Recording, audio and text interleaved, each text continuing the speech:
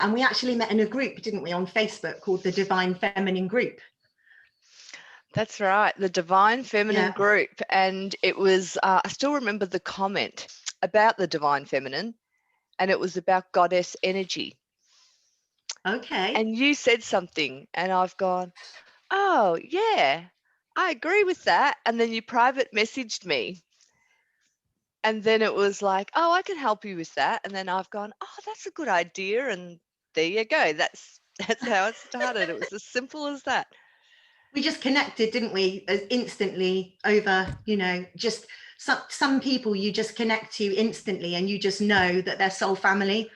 And that's what happened in our case. And and we've been friends ever since, and learning more about ourselves and everything like that. So that kind of gives me a bit of a segue into visions that we were going to talk about. Obviously, we've both had, you know, a spiritual journey, which we can dip in and out of later. But let's talk about visions and stuff that happened in the lead up to 2020 and during 2020, because it was such a eventful year and time for everybody, I think, waking up.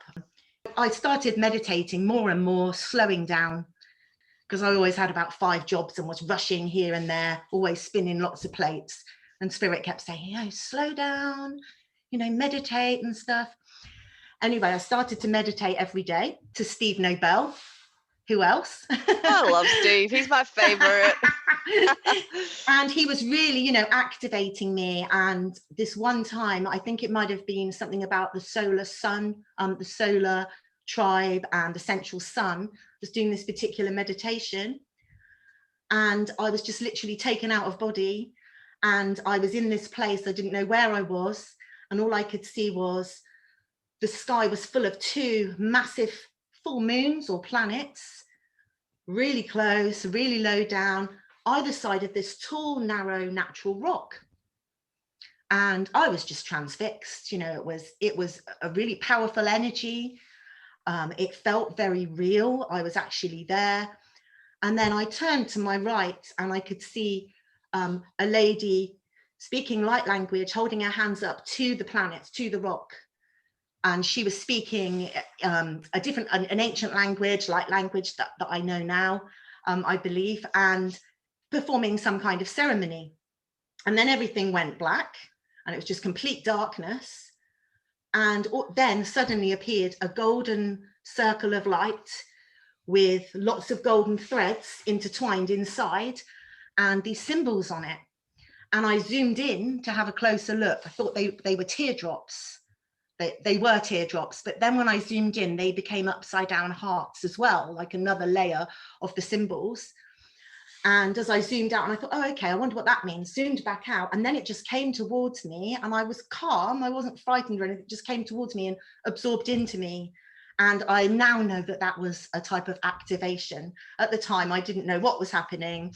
I just thought it was all part of this vision, this experience I was having, and I could not stop thinking about it for months. I told a few close friends. I was trying to understand the meaning of it. And anything that I read up about 2 moons and things didn't really resonate. And then one day I was on Facebook having a scroll in a priestess group that I was in, and a lady shared a post about the grandmothers in Uluru performing an upcoming ceremony on January the 12th, 2020. And she said it was to wake up the rainbow serpent, the ley lines from this rock at Uluru, at the female site, which is what I'd seen. And she said, does anybody want to join and send energies to support the grandmothers? And I hadn't even read the whole post. As soon as I started reading the first couple of lines, it came back to me. I thought, this is it. This is the connection. So I just quickly typed in my experience. And she said, yes, sister, this is, we've experienced the same activation too, or the same dream too. It came to them in a dream. And she showed me a picture of this site and explained it all to me. So then finally I could make sense of what that part of the vision was and the connection. So that was an amazing experience for me. And obviously you've got connections with Uluru, being Australian. It's just, when you told me about that vision, I was like, wow, like, you know, I didn't have that vision per se, but I could really relate to it, you know, living in Australia, and you know, Uluru is like such a sacred space, and that, you know, it's just all around that area. Where how I related to it was more incidentally, like we've got Ellie Ryan on the live, and so she'll probably understand what I'm about to say. But Okay. for me, Hi, Ellie. it was that whole opal energy that would pull me towards Uluru, because all around Central Australia and South Australia, and actually pretty much in Sydney and different pockets of Queensland and all the rest of it, and Western Mm-hmm. Australia, all around Australia, it's so rich in that opal rainbow coloured Mm-hmm. energy. So when you started telling me about that vision, like I was relating to it as well, but from a different perspective. Mm-hmm. But it definitely sounds like as if it was a calling for you Mm-hmm. to, I guess, activate your rainbow body, or I don't know, like kind of Yeah, like a to remember, I kundalini. think, to Yeah. remember, exactly. It was, that's part of it. But all that I got from it, so I was trying to tune and think, what does it mean? What does it mean? And all I kept getting as a knowing was divine feminine. So, you know, I thought, well, what is this divine feminine? You know, I didn't really know anything about it at that point. I mean, I'm a bit more aware now. And then suddenly, like anything, when you become aware of it and you're thinking about it, you start seeing information everywhere. But spirit and our guides, they bring information to us in our path through many different sources, as most of us are aware. And that's what started to happen then. I was seeing things about divine feminine everywhere, getting an understanding of it. I was like, right, okay. So now I know that's why I was here. It was to embody the divine feminine. And I started having more visions. So, and I started going to temple. So I met various beings, some golden beings and Mary Magdalene, two of the most prominent. It was a guided meditation to take you to temple. And I was walking through this forest, down through a path, and I was finding it quite hard to visualize. And I was thinking, oh, you know, I'm rubbish at this visualizing, you know, but I'm trying to do it. And it said, you come up to the temple door, and then suddenly I didn't hear anything else they said. I was at the temple door, and there was this big round doorknob and a knocker, and I thought, oh, I need to go into the temple. But I couldn't figure out how to turn the knob, how to open the door. And then as I looked at it, and I just sort of let go and just kind of didn't think anymore, just intuitively it came to me that as I was looking at the knob, it just went back to infinity. So it wasn't solid, it just went back and back and back. And then I thought, oh, it's because it's multidimensional. That's why I can't touch it and move it. And with that, the door opened and I was inside. So that was my first experience of thinking, well, what is multidimensional? But obviously you don't think about things critically while you're in the experience. It's only when you reflect on it, you start trying to make sense of it, or the understanding comes along your path later. So essentially I went into the temple, and there were stone pillars and what have you, and there were these golden light beings stood there in a circle, all facing in. Not many, maybe about 3 or 4, and then I joined them. And you'd think now, if I went, I'd be transfixed on them, thinking, well, who are they? You know, they're amazing. But I was just very casual, just went in and joined the circle. So I assume I must have been one of them, and I was just part of it. And we were interested in this ball that was in the center, and it was kind of morphing and maybe making like a slight sound, like ooh, ooh, like a sort of pulsing. That's intense. That's the only way that I can, yeah. It was bizarre. It was all very relaxed, and we were just sort of stood there and just observing this ball. And if you can imagine, it was sort of about bigger than a football, I suppose, a sphere down on the ground, but sort of levitating a little bit. And it had like golden thread again going through it all around the outside, sort of like a wicker texture. And it had light in it, which was emanating out and pulsing, you know, like divine light and golden light. So it's just So pulsating. mm-hmm. Wow. Yeah. And then things started to come out of it. You gotta lay off the pink gin, Ellie. I know, it's bad, isn't it? Oh, So yeah, and literally a dove, that was the first thing I saw. A dove flew out, a bird just took off and flew out of it. And I was just thinking, wow, this is amazing. And that then is fantastical. different shapes were sort of morphing and coming out like this, you know, like a triangle, a square, and it was sort of taking shape, almost like a cell would be reproducing and splitting, you know, when you look at things and you see a baby, you know, developing. It was like that, but with sacred geometry. So things were coming out like this, and then it became like Metatron's cube. I didn't know what it was then, but that was the first time that I saw Metatron's cube. And then can't remember the exact order, but a triangle came out, then a heart, I think, and then a circle. And that was it. And then the vision was ended. And I sort of came to and I was like, what was all that about? So just quickly for the people listening, there's quite a few. Hi, Addie, Adam, Laura. Hi, everyone. And we've got Leslie and Annabelle, Alia, Ryan, Lauren. Hey, hi, everyone. It's our soul tribe that's with us, so it just makes this live even more special for us. Absolutely. But just quickly, Ali, so the people, you know, that might listen to this later on. So you actually born awake. Well, you were born awake, weren't you? Because when we've spoken, it sounded like as if, you know, maybe you didn't know that you were awake as a child, but you certainly had some wild visions when you were a teenager, like some of the ones that you told me about, and the dreams were like, you know, wow, you know, like you knew back then, but you just didn't embrace it, did you? Like you like I was scared. I was scared of it. Yeah. And I, you know, you didn't have the kind of support network you've got now with the internet where you could find things out. I mean, you know, just going there for a minute as a teenager and astral projecting and things like that. Yeah. Tell that story. Tell that story. That's awesome, that story. Which story? Oh, the astro projecting one, and where both of you, I can't remember. Oh, that one. And okay. The Green Planet one, I think it is. Yeah. Okay. Right. So, yeah, a lot of spiritual experiences were happening to me. And, you know, I would be walking down the street and I would hear what someone was thinking, and it just became intense and it just became quite overwhelming. And I was trying to shut it down.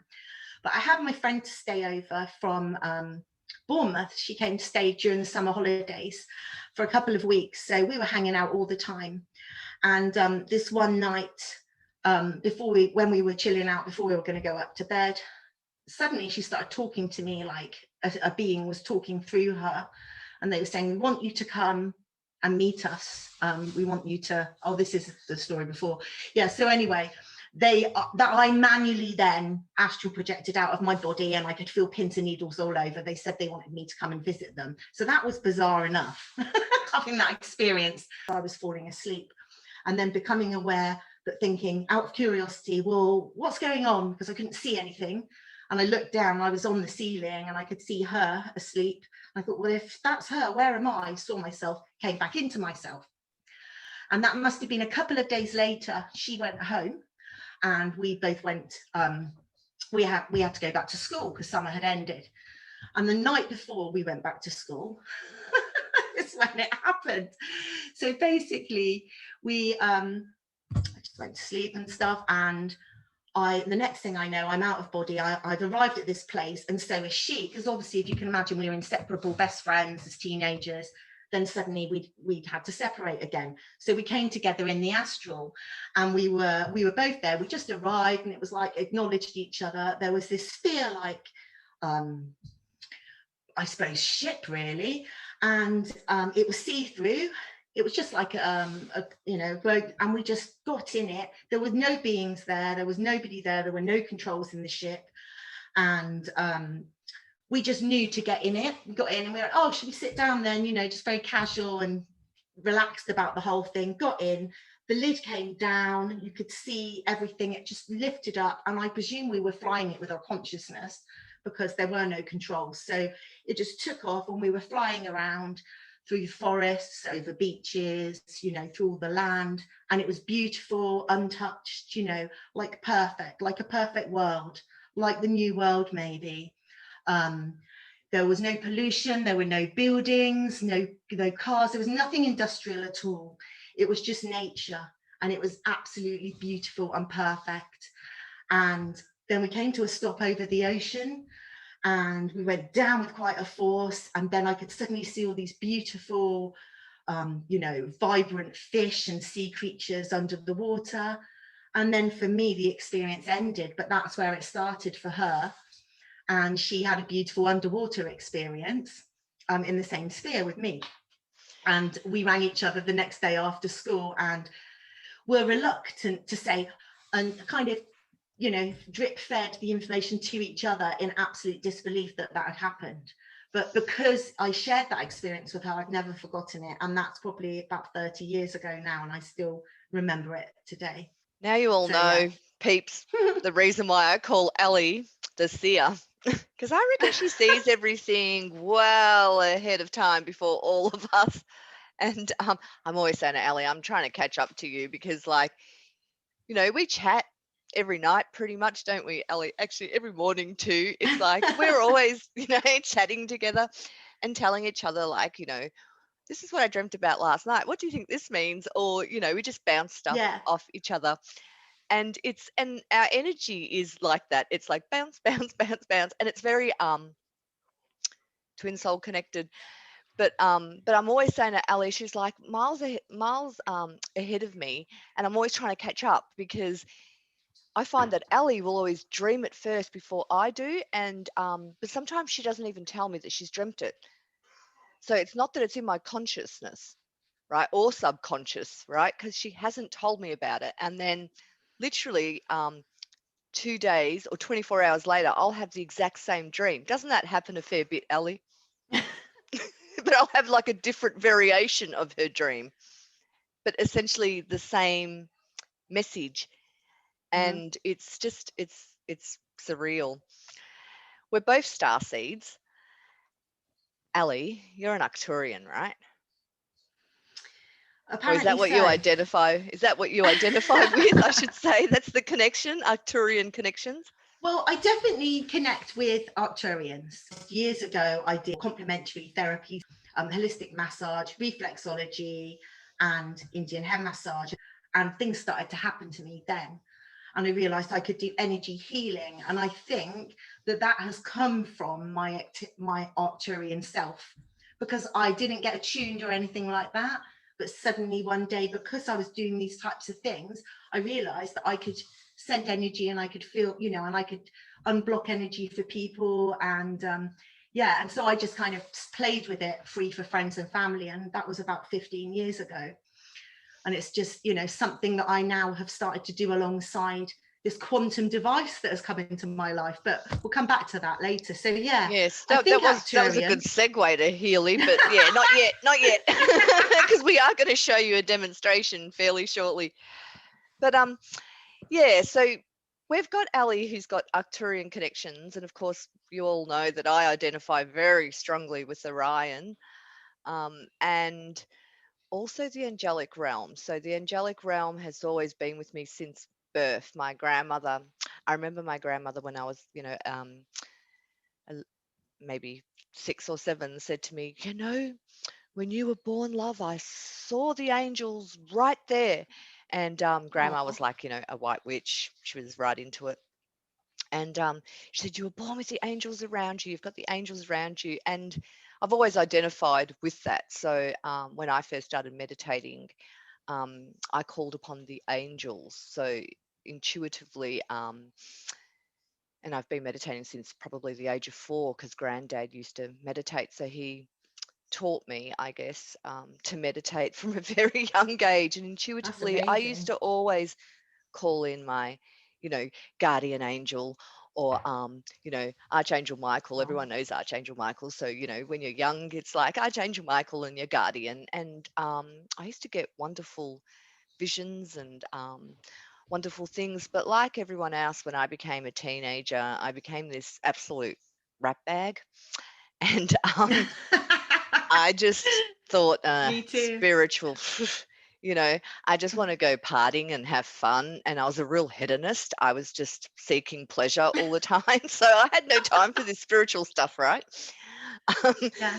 So, yeah, it was only until I think for me, as in a proper awakening, a proper calling, was when I hit rock bottom. So I think for me, and the reason why I'm telling you all this is because you'll realize I'm building up to something. But I had to hit rock bottom. I had to have spirit shake me and the universe shake me right to my core for me to realize that I had it all wrong. It's not about success. It's not about the matrix bullshit polarized you know viewpoint. It's not about the cars and the house that you have and keeping up with the Jones and all of that. But it took me to hit rock bottom spiritually and being really shook up, even to the point where I wanted to commit suicide. Like, I got taken right there, and had to walk through hell a bit to then come out on the other side. But let me tell you, I walked through hell like as if I owned it. Like, hell wasn't going to consume You me. did. it was like, and it was a very quick turnaround. But yeah, I had to go through that to be able to arrive where I am now.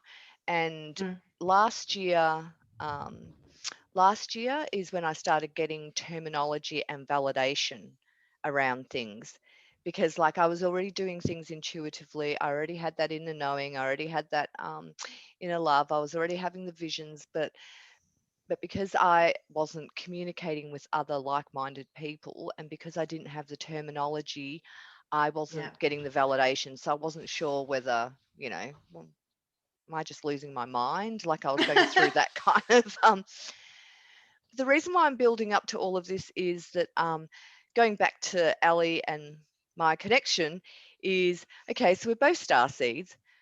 We both met on the, well, we're in the divine feminine group. We understand the divine feminine. We're goddesses.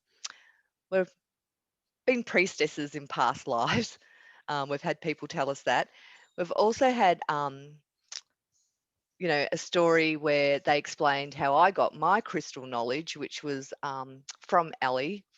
And I was in Arcturus. Is that how the story went? And Ali had all this crystal knowledge, and she provided it to me. And I took that with me to Orion. So we go far back, don't we, as in terms of past lives and connections. In terms of soul origin, I always say to Ali, we're definitely like angelic template, right? And a lot of people have now confirmed that for us, I think. And we also know how our soul incepted, which is beautiful, right? So you all start off as, frequency, a vibration, energy, and and then it incarnates into physical, into galactic. We've lived so many lives. But it's interesting that it was this lifetime, well, maybe in the past lifetimes, not that we can remember, that we remembered the connection.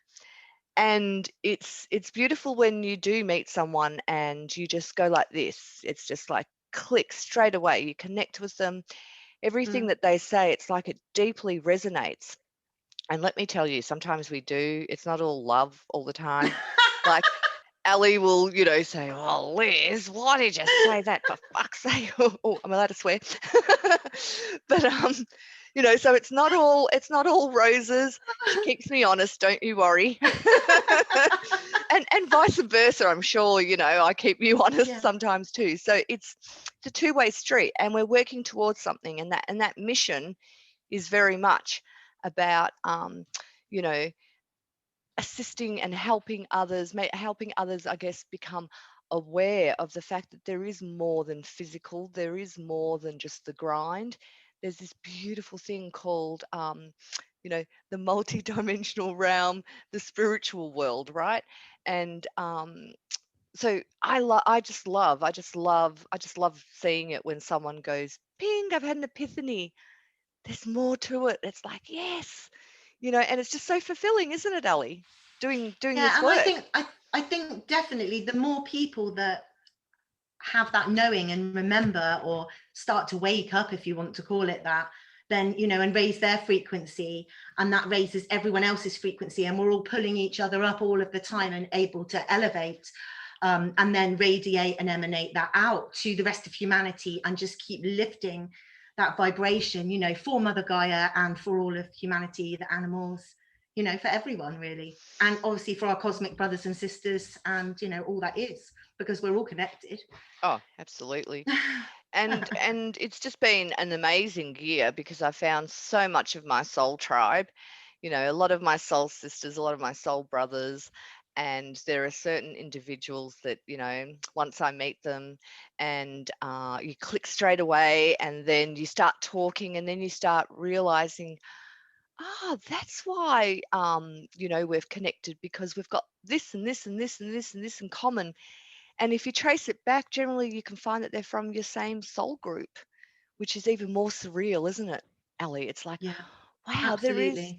there is this thing called a soul group, and it's amazing how we all gravitate and find each other. So it's pretty cool. Like, I'm in awe of, what's transpired for me personally, um, in the last 12 months, if not year. I felt like as if I was really, really fast tracked, because Hmm. I was already doing spiritual work in 2017, I think it was. Yeah, 2017. And so, it's just been building and getting stronger and stronger. And I love working with energy, different energies. Um, it's, yeah, my thing, right? The whole energy treatments. So that's just a little bit Definitely. about Reiki Soul Goddess. I'm not going to tell you too much about my visions, because I think we're ready to actually see that demonstration that you have planned for us with the Oh, healing. really? I was up for still talking. I wanted to Are talk you about up to Mary still Magdalene a little talking? You bit. want to talk about Mary Magdalene? Well, actually, I do have a really good vision, and I'm just trying to remember the one that we saw Metatron. We both saw Metatron. Do you remember that one? We just had recently, and we both Oh, did what, this with Orin with the green meditation. Tara? Yeah, with Green Tara, we both did this Hmm. meditation, and it was kind of like an initiation kind of Orin meditation, where you went to higher soul planes. And anyway, cut a long story short, as you move through the meditation, clearly you have visions, right? And you see certain things. And I saw this man, and had a white beard and white robe. And I remember, actually, Prash told me it wasn't Metatron. It was, I always forget the name of that. Lord Maitreya or No, someone not Lord else? Maitreya. Meldachek or something. The one I can't Meldachek. say. The one Yeah, the I one I can't can't say pronounce. either. Meldachek. Which is quite funny, because when I did look it up, I did notice that it was the same kind of picture of what I saw. But anyway, my point being is that every time we do meditations together, we seem to get the same symbology, don't we?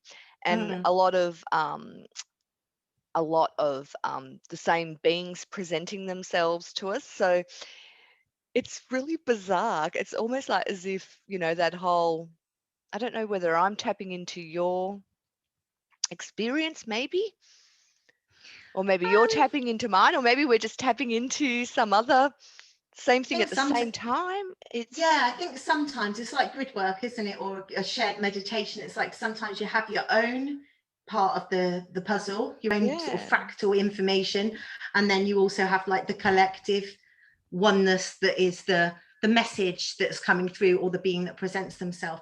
But I just want to say quickly, because Mary Magdalene wants to sort of push this talk. forward, that that basically, just quickly, so this temple, I went to this temple several times, the one where I saw the golden beings, and I saw them several times. Different things used to come out of this golden ball. I call it the ball of creation, like a white golden ball. But one time then, as I turned up, Mary Magdalene came to greet me outside, and she just said, "I'm Mary Magdalene, and I come with me," and took me into the temple. And a similar thing happened, but the ball wasn't there. It was like a sacred rose. It was like a sacred geometry, but of a rose, if that makes sense, with lots of triangles on it. So it looked like a flat sort of rose, if you like, and it was just spinning and levitated, and it went up like as high as possible. And that's all that happened. But it was one of the most magical experiences of my life, sort of being there with her. And she introduced herself, and then she wanted me to get to know who she really was. And all this information came in my way of who she was. And yeah, so that sort of really locked into the divine feminine connection there. And then doing grid work, Kuan Yin came in, and she kind of zigzagged her way across, made a real entrance, dancing and twirling, and then sort of came in. And they're both sisters of the rose, you know, and Isis. So yeah, have a very strong connection to the divine feminine. And I just wanted to mention that before we move on. Alex Diamond Sampson's saying, "Don't do it quickly, more details." Don't do what quickly? The Healy? As in your whole vision of Mary Magdalene. Oh, yeah. So, and bridges, that's another thing, isn't it, that I think is worth talking about. So yeah, I've had a few visions that have started always with a portal opening, and then there's a bridge. So the first time it happened to me was, I was telling you about it earlier, was with a friend, Nina. It was probably about, I don't know, she was a Reiki master, and I'd done my Indian head massage. It must have been about 15 years ago. We're having a quiet, cozy New Year's Eve because we all had little kids. So they were all having a sleepover upstairs. We were having a little party. And she said, "Can you give me an Indian head massage?" And she was giving me Reiki through her head while I did it. Well, at the end, when I was balancing her chakras, we both got transported through this portal we saw open up in her living room. It was a triangle shape. And we just shot through, and there was a bridge made out of loads of triangles again. It's always been a thing for me, these triangles, a golden bridge of triangles. And we sort of flew fast across that into a field. And there were loads of men and women holding hands in a big circle, chanting, singing a mantra, smiling, just absolutely joyful and completely blissed out, walking around in a circle, you know, pagans or something, I don't know. And we watched that for maybe about a minute, and then we both broke the link, came back. Then it turned midnight. A text came through on midnight on New Year's Eve, which is not something usual because the networks get clogged up. And it was from someone I was doing a course with who was very spiritual as well. So that was another little connection there that just helped me to remember that, the significance of that. And we both shared that vision. That was probably one of my first shared visions. And then when I was training with the Indian head massage as well, the person I was working on, we both had a portal open up in the college, in the room with everyone else practicing on each other. And a turtle and, you know, a few different sort of aquatic beings like that, maybe a platypus and something else came through this portal, and we saw them like a crocodile and sort of, what's that, you know, doing the third eye and the crown chakra. And we had to share at the end, you know, how are the colours seeing? How's your visualization coming on? And the lady looked up at the teacher and said, "Well, me and Ali saw a little bit more, didn't we, Ali?" Please stop. Which was bizarre. And then that happened to me again, washing up, because obviously water is, you know, a conduit, isn't it? Water's a very, you know, it's like a portal, it's the energy. Yeah, and it has all the knowledge in the water. So I was there washing up, and I like to rinse as I wash up, like a dishwasher does, but I do it by hand. So I rinse everything as I've washed it up, and the water was flowing. I could just see this portal open up on my front lawn, and salamander, I didn't even know what a salamander was, but a salamander, a crocodile, and something else came through, like a tortoise or something. I found out since, when I was on the internet chatting, before Facebook ever existed, I was chatting on a music forum to someone quite spiritual, told them about it, and they said, "Oh, they're the elementals." I'd never heard of elementals before. I was like, "Oh, right." And I've since found out they're fire elementals, which I have quite a strong affinity to fire, I think. to fire. Yeah. Yeah. So just quickly, we're both 8s in numerology, aren't we? And Yeah. we've also done that that gene code design thing, and I think we had both had 11s. We had a lot of similar numbers, didn't we, in our I gene can't remember that one. I'll have to look at design? it I think we again. were But both 11s, and 11 in master. We're both master numbers in numerology. That's the that's right. 11s that I That's right. remember. And Yeah. because I remember you had like 2 lots of them, and at one stage I thought I had 3, and it was because I was double counting. But I had the same as Ellie, and but I'm a Scorpio rising. What's your rising? Aquarius. That's right. I always forget. Yeah. Yeah. And I was just going to say, you're not a Scorpio, are you, as in your sun? I'm a cusp, actually. So I'm born on the cusp of Scorpio and Sagittarius. That's right. But I am a Sagittarius the year I was born, the first day of, but I am a cusp. And my moon is also in Scorpio. So that's probably why I'm so intense.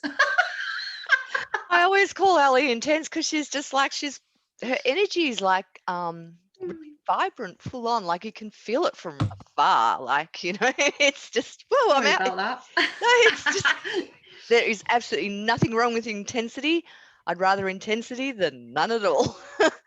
But it's, I was just going to say, in terms of the similarities and the connections and the fact that we both gravitate towards Uluru, which is all to do with that original vision that you had.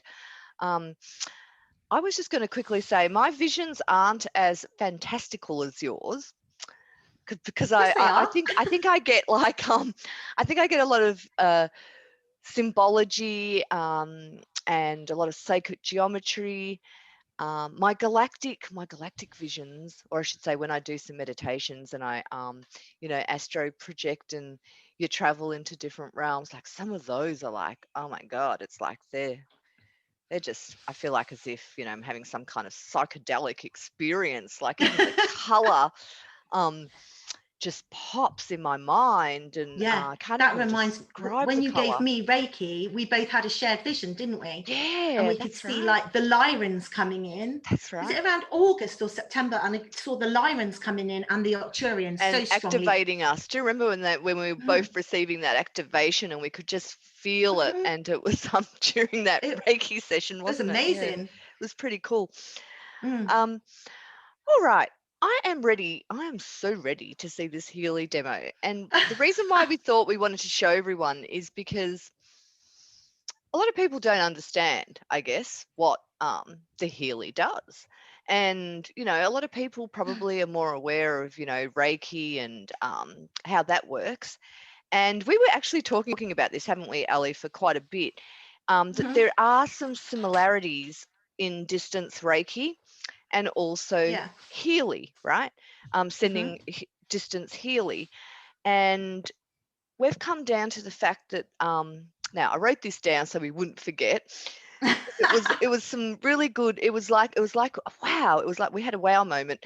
And it was like, so distance Reiki is more about sending the energy knows where to go, right? It's an intelligent Yeah. consciousness, right? Mhm. So it will go to where it needs to go. Mhm. Whereas with the Healy, because it is artificial intelligence, but it's quantum, it's based on the quantum methodology, or get certain details of the individual so it can direct, right, the frequency. So it's really similar to distance Reiki, except one is where it allows the energy, consciousness, intelligence to do its thing, and the other one is more direct.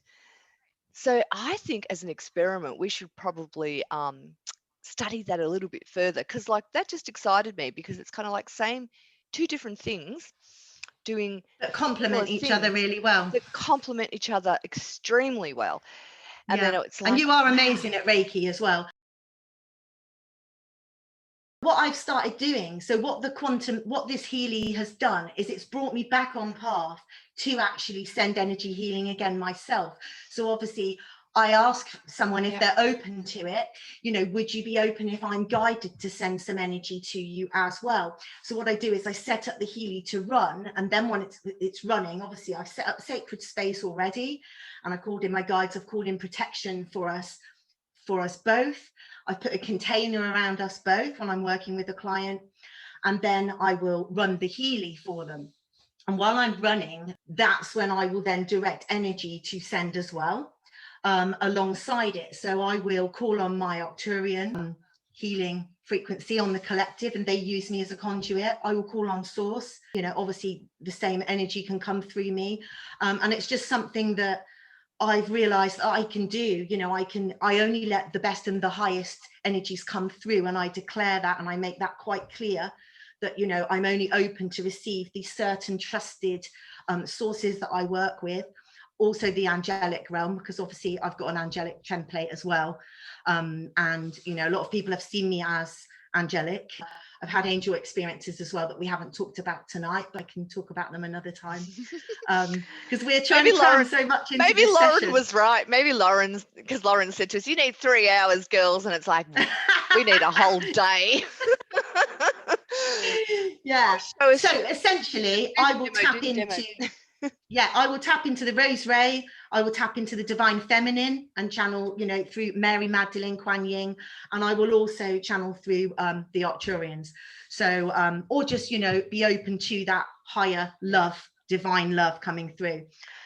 And I just want to say, Ellie, before you start, thanks so much for doing this demo. Honestly, thank you. I'm going to say that on behalf of everyone, because it's really super cool. Because we had a bit of a practice last night. This morning. This morning. So what I saw was like, wow, wow, wow. It works via Bluetooth. So first of all, I'll just quickly say the Healy does a couple of different things. So the Healy, it has 2 methods of delivering frequencies. So one is in person. So if someone's got their own Healy in their own home, then they can plug it into some leads which carry then microcurrent, and they deliver this microcurrent through wristbands, which are just Velcro wristbands, or through electrodes like you would have, you know, a hospital stuck on you, but either side of a very extremely painful area that you might have, to deliver the frequencies directly to the source of pain. So that's one of the things that the Healy can do. It can assist your body to not be in as much pain, and it will deliver the frequencies through the microcurrent. So it's only a very small current.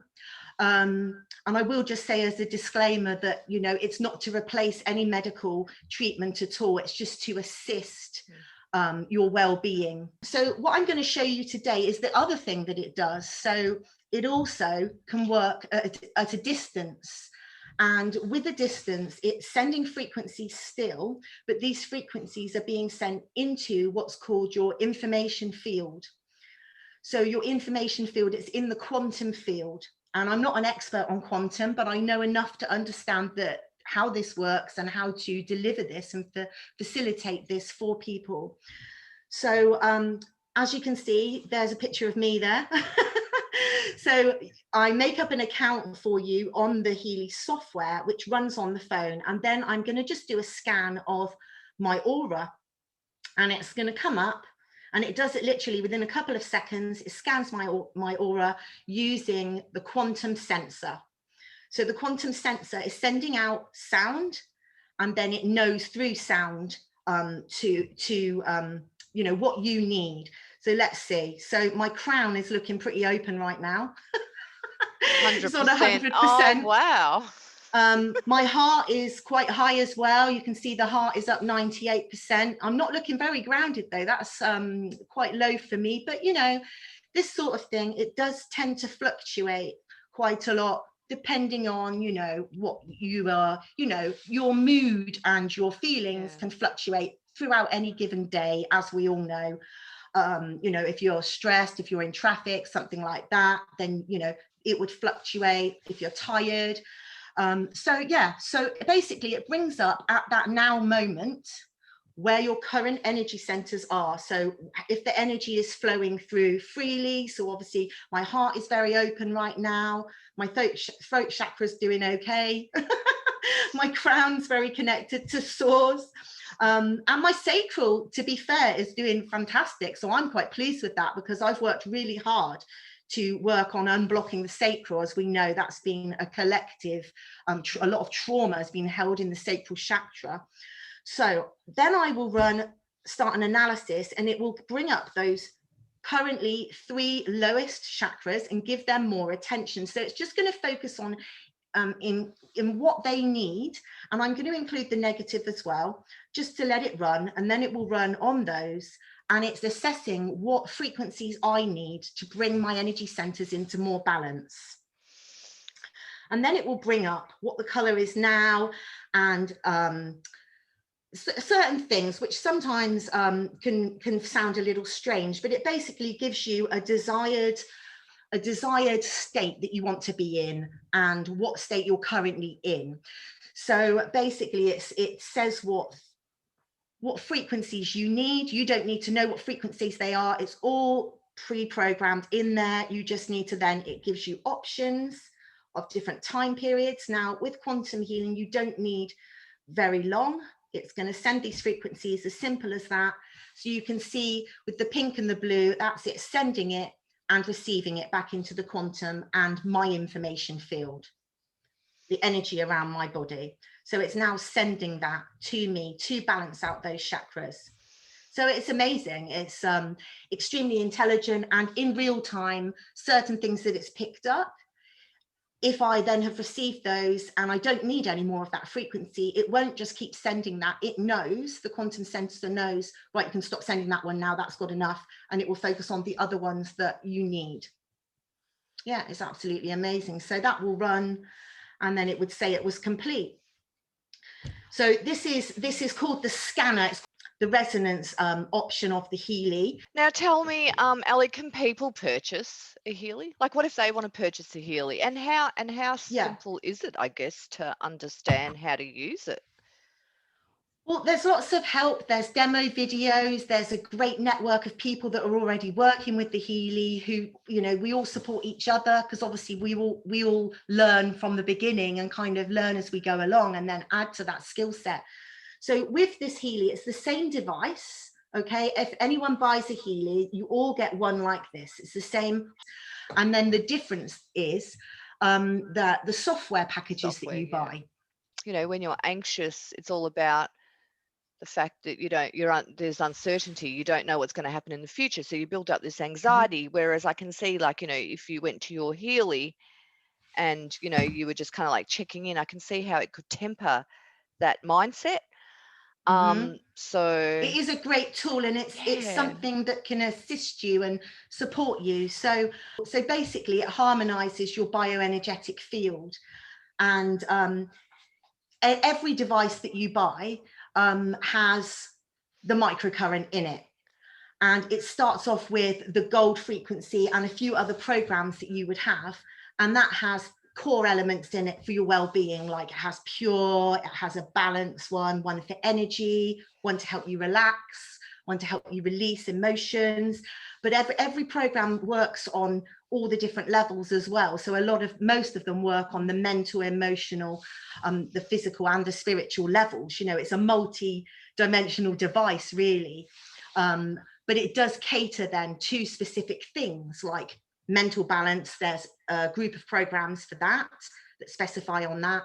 One for your job, which have like stress acute and things like that, exhaustion, you know, related to a job. Learning to assist people, you know, students especially taking exams and things like that, to help improve your concentration and your memory. It even has programs like meridians, which is very similar to acupuncture, you know, to obviously get that energy flow going and looking at the meridians in the body. It's incredible. Ellie, let me just quickly ask a question on behalf of Lauren. So she asks, Ellie, how did you find out about Healy and also frequency healing? How did I find out about it? So it was through word of mouth, really, through a friend that I know on the internet who's also very spiritual and awake, and she told me about it sort of mid 2020, because it's a fairly new device. I think it's only been on the market about a year and a half. You know, it's cutting edge stuff. And I heard about it. I thought, well, that's great, you know, but I really can't afford that, you know, but it sounds wonderful. And then again, it kept coming back into my path. And then another lovely friend of mine who's also a Reiki master, she said, Ali, this is fantastic, you know, you need to get one, it's amazing. And obviously she's working with sending energy, but she sort of then brought the Healy into her life as well, and felt so much benefit from it. Frequency healing, I don't know when I first, as far as music and, you know, all the different types of frequency healing, I'm not 100% sure when I first discovered that. If I'm honest, I haven't really put a timestamp. I think on it's that, always been in there, because I mean, you know, even like the head massage and when Indian head massage and all the rest of it. I mean, it's frequency, right? It's vibration, it's energy. So I think it's all. Yeah, and I'm also a music producer as well, and a singer. So I've been teaching singing with harmonies, sort of healing through the voice, if you like, bringing groups together, you know, in the community, and singing together and having that oneness, you know, and having our hearts connect and singing those harmonies together. You know, that was beautiful. That was a form of frequency healing as well for us. And also making music. And then, you know, now I make music which is looking more at the frequencies and the tuning that I'm using. So tuning to 432 hertz, for instance, to be you know, harmonizing with Mother Earth and with nature, and 528 hertz, and, you know, all of that stuff that you can look into. It's all amazing. Laura has a question for you as well. What does the client feel during the transmission? Yeah, good question. So it depends, really. It can differ. So if someone felt quite stressed, they could then feel, you know, a calmness come over them, feel more relaxed, and kind of go in, find that inner peace. Some people don't feel anything necessarily, but then would maybe feel the shift of what they're embodying as they integrate the frequency. A lot of people do feel like a tingling in their bioenergetic, in their field. Okay, so normally around their head somewhere. That's personally what I feel. Is that what you felt?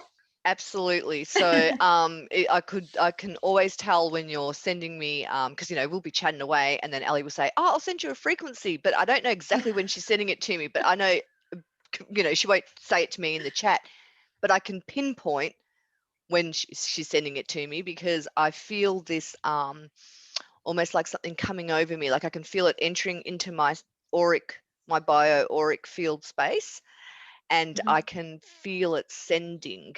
So when we do distance Reiki, it's a bit similar when you were showing us those red and blue things. You can you direct the energy out and you can feel it transmitting. It's like waves, and you can feel on occasion, or sometimes, well, I'm going to say that it's either coming from divine source, because we're just a conduit, right? But sometimes a client, like when we do distance Reiki together, Ali, we send and receive together, because it's reciprocal. But sometimes with a client, maybe it's not reciprocal, because they're not into, you know, energy work, so they're receiving, but you're still receiving something which is from divine source, because you're a conduit. So there is that sending and receiving. So that's why the Healy fascinates me, and I like the fact that it brings in different facets and aspects. And I know you've dying to talk about this, and what I love about this is the Australian bushflower thing, because remember when you did it for me and you came out with all these Australian bushflowers, and it was like, they're my favorite ones. Anyway. So it has some great homeopathic features here. As you can see, you know, it's got like well-known things like the bar flower remedies, amino acids, Australian bush flowers. My particular favorite is the Alaskan gem elixirs, because it's like infused with crystals, and it has just such beautiful, beautiful energies that it brings through, and, you know, either grounding us to Gaia more and kind of embracing, you know, and grounding into our bodies more, or kind of connecting us and opening up our other chakras, you know, to different things. So it's also got I Ching, which is a very deep modality. And it's got other ones that you can go to, which are like the main pivotal ones, like the gold cycle, pain, you know, all of those. So essentially what I will do for somebody when I'm running a scan is I will start with the chakra and the aura balance. You know, that's a really foundational part of the Healy in my experience. And that helps adjust people and start to help them process, release things that no longer serve them within the energy that is held within their fields, and replace it with frequencies that are going to help them on their expansion and to help them, you know, to feel grounded and balanced. So what I generally do then is I'll run an all Healy program. So I will run a scan. And what do I most resonate with now? So you can say an intention while you're running that for the person. So deep, that's like a cleansing one on every level. Meridians one has come up for me, gold, chakras and bioenergetic support. Then I will run those specific ones as individual programs and go into them with more depth. You say that first and then run the frequency. While I'm running the scan, Yep. I would say that. Okay. So then it's bringing in 5 different ones that it feels. So the top one is always the one that is the most prevalent, the one that is most needed. And then it goes through with a different sort of rate of percentage as you go down. Yeah, so very, very interesting. I love this one, and then run that. I've actually set up some intentions for the group space tonight while we do the meditation. Yep. And that has our intentions on it, you know, to hold space and open to our highest guides, to balance our energy centers for divine flow, to activate our light bodies, get on our highest timeline and anchor in those energies, really integrate the higher frequencies into our bodies, and anchor in and give back to Mother Gaia. So those are the intentions which the Healy is going to run on while we're running the meditation, just to add in that extra little something for everyone tonight. That is so cool. Online global. Perfect. So Lauren's come out with another question. How does the frequency healing machine compare to other frequency technologies for the healing distance session type thing? I'm going to answer that, and then you can answer that as well, Ellie. But I'm going to say energy treatment, whether it's Reiki, whether it's like there's different forms, right? I think energy treatment is energy treatment. And whether it's sent distance, whether it's hands-on, it's always the same kind of outcome. It may give you a different mystical experience. I think it's very, very dependent on the practitioner, the person who's sending it, because they also put their energy signature into giving you that experience. So it's like with Reiki, we always talk about bridging the absolute and the relative universes, because that's what we are. We're bridges, right? It's not that we're the healer, we're God, because we are not God. It's a conduit. So we just know how and taught to get that energy flowing through us and give that experience to that individual. So I think you can't really compare. I think there's lots of similarities, but it's not that something's better than something else. It just depends also on whether you're a person who needs you think more like your thought process is very black and white. If you're that kind of person, I would say get a Healy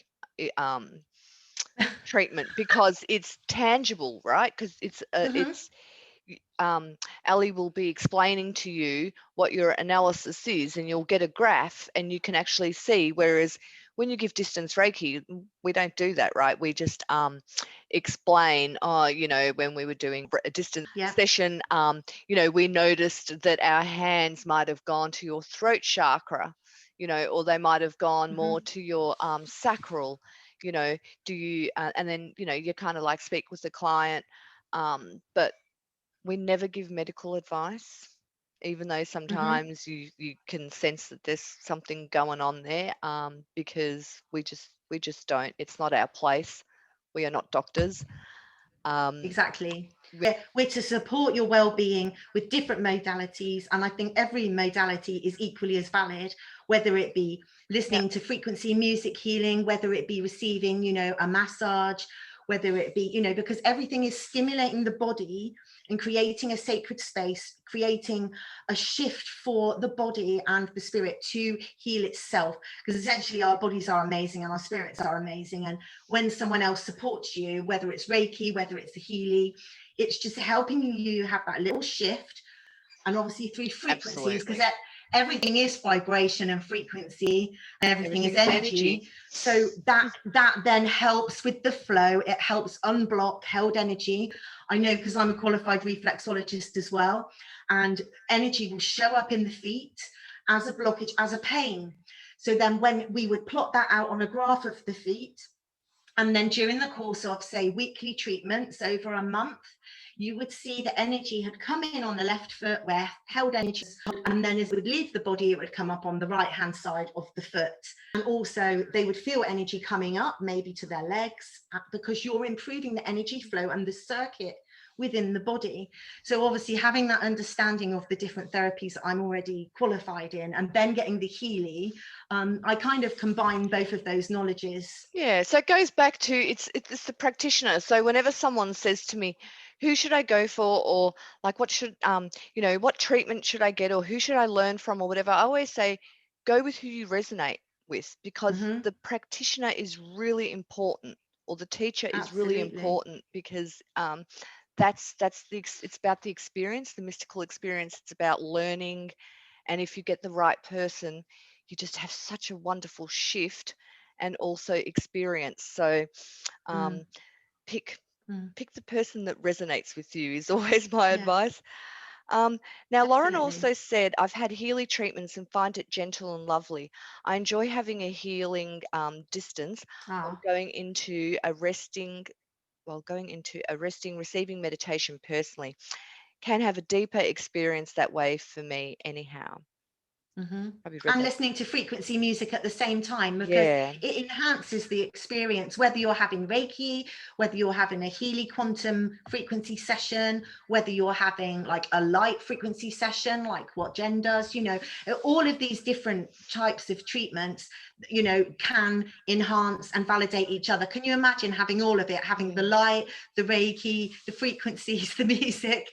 Yeah. That's the future. I think is the way forward, really. Which is what Presh does, kind of like a, what does he call it? A combination cocktail, doesn't he? He kind of integrates, and it's interesting because like I'm beginning. Well, I didn't realize that I was integrating, which I am, but with Reiki Usui Shiki Ryoho, I don't integrate anything. I just give it to you as I was taught, because it's very important within, you know, that healing system, that we honor the integrity of the healing system. So I don't mix any modality or whatever. How that's what someone wants. Very traditional. Very traditional. But then I've got my own things that I've developed, like the Atlantean crystal healing session, which is, you know, hands-on or distance, but it's with crystals, with crystal healing. So and also integrate frequency as well. And it's a completely different experience. I'm a true believer in try everything once. So I like trying everything and then seeing what works for me. And then I might not follow exactly what that person taught me. I'll just take the bits that resonate with me. And I find that when I do that, it's so much better experience for me and a better experience for the client, because I'm aligned. So I go back to the practitioner. If the practitioner is aligned, clear channel, you are always going to get a wonderful experience. And it's even better when the person, you resonate with them on a friendship basis, because most practitioners will always, they won't abandon you. The good ones will never abandon you. You can always ask questions and they're forever happy to answer them, happy to take you on the ride, you know, as in, I think what I'm trying to say is we're always happy that you've honored us to walk along your soul path. So thank you. Thank you for allowing me to walk with you on your soul path, because that's what we just want to do. We just want to, I guess that's our mission as healers, It's Mhm. not to do the work for you, it's to help you along your path and make you aware maybe of this or that.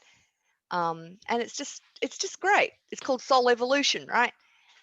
And then you start having the wild visions and all these gifts unlock, and it's such a ride.